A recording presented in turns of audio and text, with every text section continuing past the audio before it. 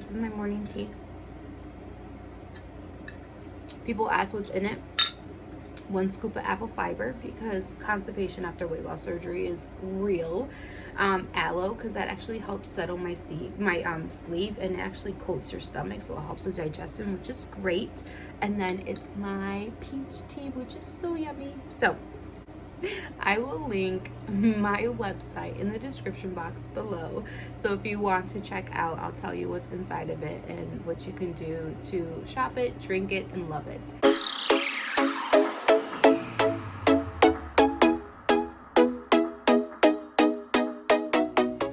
Hey everybody, welcome back to my channel. So this is a little different setting. I'm trying to get used to my phone stand. I totally forgot that the gimbal holder stand works for my phone, so I'm trying to play with that right now. I just wanted to touch base really quick because I have been reached out by a few of my fellow sleeve sisters that are just new to the loser bench, and I just wanted to talk briefly about my experience about weight loss surgery and just like overall, not just frustrations, but like how my first few months were, kind of like in a nutshell. I'll go ahead and post up on little tags of my VSG journey in the very beginning, where I talked about how I wasn't able to intake certain things. So freshly from surgery, I of course you're on a post-op strict diet where it's all liquids, then you phase into full liquids, and then you phase into pureed, and then you phase into healthy eating. So for me, unfortunately, due to my mental was one, and two, just getting used to my sleeve, I was on a clear liquid diet for about 2 months, which wasn't probably the best for me because of the fact I was lacking a lot of protein and nutrition, but I was about, clear liquids, barely getting into full liquids into my 2nd month, when reality it's like 2 weeks clear, 2 weeks full. And then everybody's body and sleeve is different, so everyone should definitely listen to their nutritionist, to the surgeon, talk to your surgeon. If you have a team already, just make sure that you just feel comfortable just being honest with them. Honestly, that was something that I wish I would have done from the beginning. I probably would have not been exactly where I am today. So if you're looking for somebody, definitely find someone that has everything in-house, which is a nurse that you're always going to be working with, a nutritionist, a surgeon, your surgeon, like everything's there. Like your support system is in one hub if possible. If you're in the South Jersey area, I'll link it in the description box below. Dr. Balsama is the doctor that did mine. He has a location in Seoul, which is the house, and everything is done there, meaning your nutritionist appointments, your follow-up appointments, your consults, everything is there. It's the same team, an amazing family. You'll be part of the Balsama family. And then yeah, so if you're not, just fish around to see. You don't have to automatically jump into the first surgeon that will be like, great, whatever works with your insurance. If you're doing out of pocket, just if you're doing it in-house within the United States, definitely do that. Definitely find a family, because they're going to be the ones that are going to understand you at the end of the day. People might get you, but they're going to understand where you should be and guide you to making sure you're taking the steps you need to take appropriately. Bariatric surgery is a huge mental thing. I was talking to my nutritionist, and I don't understand why they don't stress it longer or more in depth. Like, the psych eval is great, you pass, but therapy should be a part of that. I know some people are gonna be like, I don't need therapy, but to be successful, I believe therapy is something that should be done prior to and should be mandatory after, and or provided by the surgeon or whoever it is, just for like the first year, because it's great when your body's automatically losing weight. I mean, like, I'll put little inserts in of like where I was at. I was happy, I was healthy, I was great, or I thought I was happy, healthy, and great.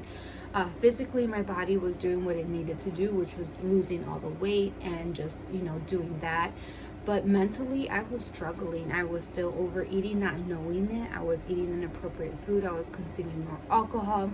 I was still subbing my problems that I didn't know I really had, or ignoring, with food, but it was just a more limited quantity of it. So I just wanted to come on and just stress that, even if you are thinking about weight loss surgery, or you had it, or you're going through it, it is a struggle. Therapy is something that's amazing. I really wish I did it when I first started and continued it, or I wish I listened to the therapist that gave me my psychiatrist that gave me the psych eval, because she told me the only way I'm going to be successful is if I continue therapy at least once a month or twice a month.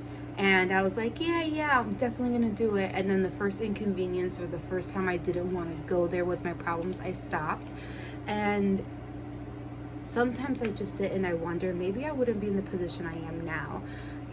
I was 250 unrecorded, and then 232 my first visit with Dr. Balsama, and then I dropped down to like 135, and I maintained about 145, 150 for a while, and then, overnight, literally, it feels like it was overnight, even though that's a whole different video and subject, I'm back, and I'm struggling at 209. I'm back at 209, and like, I feel like my body is different, like, proportioned out, and I definitely have loose skin, but the fat's just like hanging there, and it's just like, I think if I listened, or if I was forced to listen, or had somebody to tell me, look, they're not just trying to do that shrink stuff. Like, therapy goes hand in hand with weight loss surgery, because you're gonna deal with a lot of stuff. Some people don't. I'm just talking about the percentage of people that do. Or just having somebody to talk to you, or talk to, when your family just doesn't get why you're not participating or unable to participate in certain things, because your body physically can't do that anymore. Your body can't physically overeat, overdrink, chug, or whatever the case is. Everybody's different. But this isn't to discourage anybody. This isn't to say don't do it. I'm a big advocate weight loss surgery. If it's for you, definitely do it. If you need a support system, I am here. I'm here all for it. It's not an easy way out if that's what you're thinking. It is super hard. I mean, I think regular eating and exercising is an easy way, because you don't have a physical reminder, aka your sleeve, to tell you you're overeating, you're about to vomit, or you ate something you're not supposed to, and it's like an automatic conscience for you.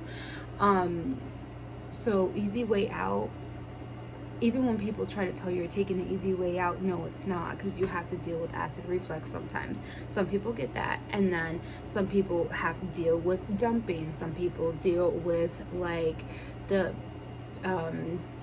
malnutrition, your hair loss, fatigue, fragileness.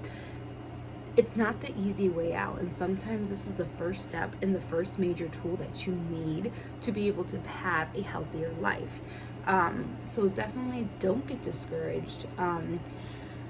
Basically, all I'm saying in this whole entire thing is that you just find yourself a surgeon or a home, or create yourself a support system, so when you struggle with drinking liquids, moving to phase 2, or, you know, 3, or the final, which is the healthy eating. You know, you have people that understand you because they've been there, or B, they're empathetic because they have gone with you through this journey and they're willing to help you. It's great if you have that in home, but if you don't, create it. Instagram is a great weight loss community. Of course, social media has its BS, but you know, you choose what you want to absorb. You know, there's family here, there is family within me. I know a lot of people in the community, whether it's on Facebook, YouTube, Instagram, and I'm able to introduce you to people. I might not be able to experience it, but I can show you, you know, this person might have gone through it.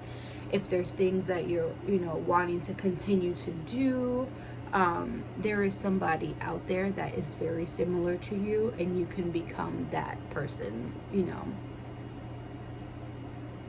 mentee, I think that's a word. But yeah, so basically, in a nutshell,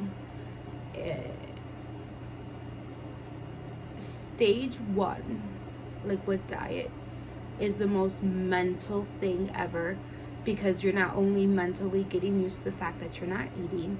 2, you have to get used to your sleeve, and everybody's sleeve is completely different.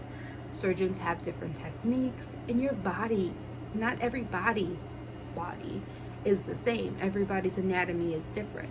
So you have to relearn that. And talking with somebody, having an accountability partner is probably amazing. If you don't want to do therapy, have an accountability partner, somebody that is gone through where you've gone through and is in a good state, that is able to assist you through that. You know, I'm not a doctor, I'm not a nutritionist, not a licensed professional. Just because I work in the medical field doesn't mean I have anything medical in my background. Just hensing that. It's my opinion. It's what I've thought about. It's what I've been through these past 3 years, and things that I wish that people would have just like stressed a little bit more. And, you know, like my nutritionist says, that they're trying to stress more the mental aspect of weight loss surgery to have a better success rate. You know, I told myself, oh, I'm never gonna do that. I'm never gonna gain my weight back, because you know what? This is it. I'm gonna have the surgery. I'm gonna be done. You know, I'm never gonna. I like cheeseburgers. I like to drink. You know, every now and then. And that wasn't the case. Like I said, I never was, and here I am back at 209, and I'm struggling to lose this weight because I'm still working through my mental. Because it's like, how can I be 209 and still not be able to eat the way I used to? Like, I'm physically unable to eat the way I used to. But yet, I'm almost back. You know, I'm creeping up there on my highest weight. And it's not muscle. It's not, come on, Veronica. It's like, sometimes I tell myself to feel that better, but then I'm like, Veronica, you're eating like crap. You know, like, if you really, really stuck to something, you can do it. But I'm dealing with stuff. And my mentality comes out through my eating and through my body. So, thank you for watching. Los quiero mucho.